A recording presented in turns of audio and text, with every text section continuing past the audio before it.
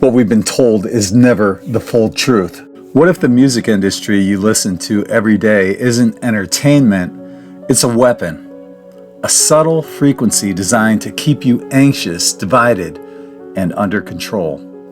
Today we're diving into the hidden truth behind the shift to 440 Hz tuning, the dark forces who engineered it, and how it all ties into a cosmic energy harvest called the Loosh. This video changes everything about our current reality. Check this out. For innumerable centuries, music was tuned to distinctively precise frequencies that resonated with nature, such as 432 Hz. And that was in conjunction with the golden ratio, the Schumann resonance, and even ancient instruments like Tibetan bowls. It promoted harmony, healing, and peace. But in 1939, and not coincidentally, only months before World War II, a secret conference in London forever changed music and created a nefarious frequency fence around the planet that exists to this day. Organized under the guise of standardization, this amalgamated meeting was instigated by Nazi propaganda minister Joseph Goebbels through Radio Berlin in order to force a devious shift to 440 Hz. Why? Because 440 Hz creates dissonance. Studies show that this distinctive frequency elevates heart rates, increases tension, and even harms reproduction in organisms such as water fleas. And this continuous, disharmonious frequency of anxiety and fear is in every song and every broadcast since 1955, embedding itself in our cells as sound waves dissipate not into nothing, but into entropic traces of negativity that never fully dissolve. In other words, every sound frequency ever created throughout history still exists in some form. Don't take my word for it.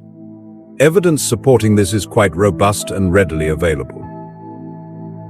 Would you like to take a wild guess who's responsible for this decimation of sound frequencies? Behind the veil is an alliance of disreputable globalist power players, including Joseph Goebbels, known as the Minister of Propaganda, was funded by the Rockefeller and Rothschild networks. The Rockefellers, who co-opted medicine to basically profit from illness and saw music as another way to control humanity, and finally, the Rothschilds, with their banking empires, which guaranteed global adoption of the frequency shift to 440 Hz.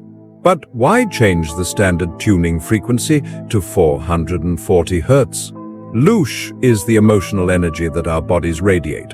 Author Robert Monroe expounded about Loosh in his book Far Journeys to illustrate the emotional energy produced by human beings and all living things, acting as a high-frequency energy source. This is why you never feel good after watching the repugnant nightly news, and why malevolent Hollywood producers incessantly pump out horrifying and formidable movies. The Nag Hammadi texts are the genesis of what are called archons, who are subordinate and often exceptionally hostile, inorganic beings spawned by the demiurge to eternally rule over our third-dimensional material world and prevent unassuming human souls from reaching the divine realm. Loosh is the vile fuel that archons crave, and it comes from harvesting your fear, conflicts, and suffering, which is exactly what the 440 Hz amplifies, even with the most enchanting of all love songs. Let us deconstruct the implications. Religions demand blind faith, implicit trust, and unquestioning conviction, while governments enforce conformity, impose orthodoxy, and mandate compliance, while both take away your implicit sovereignty, creating Loosh for the archons to diabolically harvest. In simpler terms, Earth is the farm, and we are the crop. In the post-1945 era, the imposition of the 440 Hz standard, a deliberate shift in harmonic frequency, signaled the inception of a sophisticated acoustic program. Under the auspices of the Tavistock Institute, the industry was re-engineered, transforming popular sound into a mechanism for the emotional exploitation and extraction of Loosh from the populace. Behind the scenes, the Tavistock Institute functioned as the hidden hand, crafting the cultural zeitgeist by fabricating the Beatles' music under the guidance of figures like Theodore Adorno to act as an esoteric agent of social breakdown and mass consciousness modulation. The 1960s were a carefully choreographed Aquarian conspiracy designed by Tavistock, intended to shift the collective vibration of society into a state of chronic, manageable chaos. Consider the broader perspective. Sound does not dissipate, it simply transforms and perpetuates. If every word ever spoken and if every sound ever created still exists, then that means our planet has been in a frequency fence since 1955, when the disharmonious sound frequency of 440 Hz was officially adopted. By 1955, Bill Haley's Rock Around the Clock was the first #1 rock and roll record on the US pop charts. In 1955, Chuck Berry introduced distorted guitar frequencies, and on the rise was the king of rock, Elvis Presley. And don't be fooled by the evolution of these choreographed junctures in time. The timing of these occurrences were impeccably orchestrated, no pun intended, to not only bring the music industry in a specific immoral direction, but to also create an elaborately nefarious frequency fence around the planet, forever and perpetually entrapping its inhabitants in a continuous, disharmonious frequency for the purpose of subservience, control, and conformity. They never thought you'd figure this out. And even if you did, they would dismiss your insights until it became a threat, at which point they would scorn the truth to preserve their fabricated reality. Ultimately, being unable to refute the evidence, they will eventually resort to discrediting you, the investigator. To collapse the frequency fence, we must reclaim the frequency of our own existence. We must move beyond the role of the unsuspecting crop and initiate a systemic decoupling from their harmonic cage. This is achieved through 10 essential pathways of liberation, 10 ways to break free from the frequency fence and starve the harvest once and for all. Number 1, retune your music to 432 Hz. Online, you can find free software such as Audacity and 432 Hz converters, or dedicated playlists on YouTube and Spotify to shift your music library to 432 Hz. Make this your default for daily listening. Even just 30 minutes helps to recalibrate your nervous system. Number 2, create a 432 Hz morning and evening ritual. Begin and end your day with 10 to 20 minutes of 432 Hz tones, solfeggio frequencies, specifically the 528 Hz miracle tone or the resonance of Tibetan bowls. Use headphones in a quiet space to anchor a coherent frequency field before the world intrudes.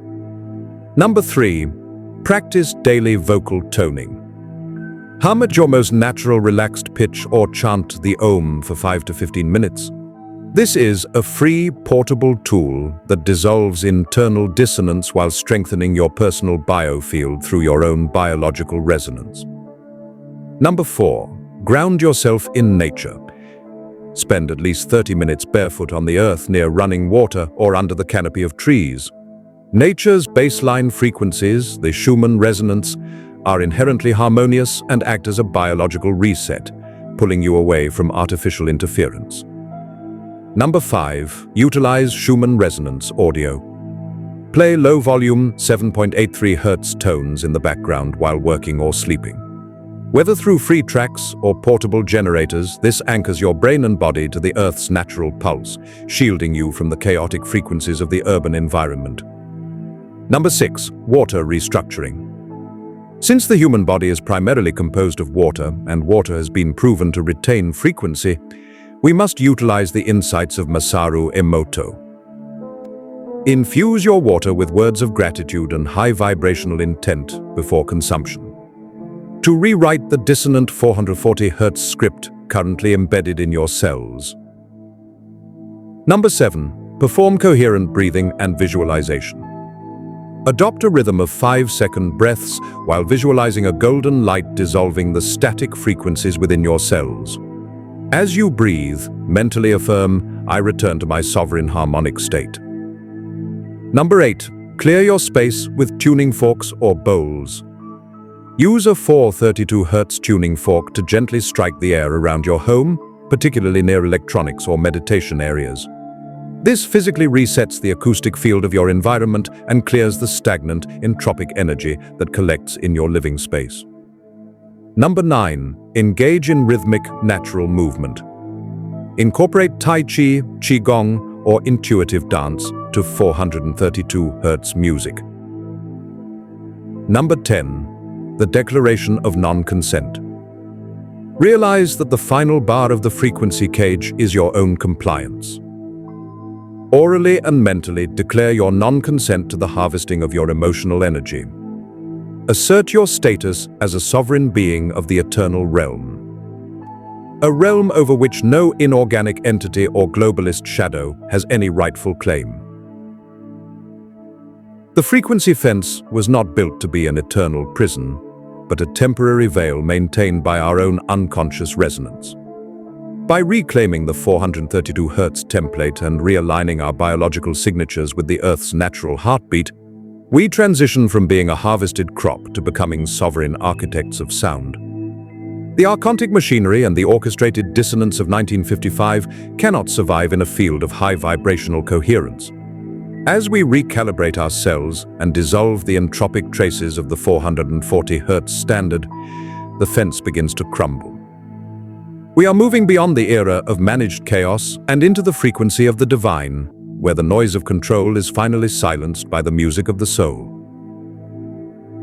To support this awakening and spread the resonance of truth, like this video, share it with those ready to hear and subscribe to join us.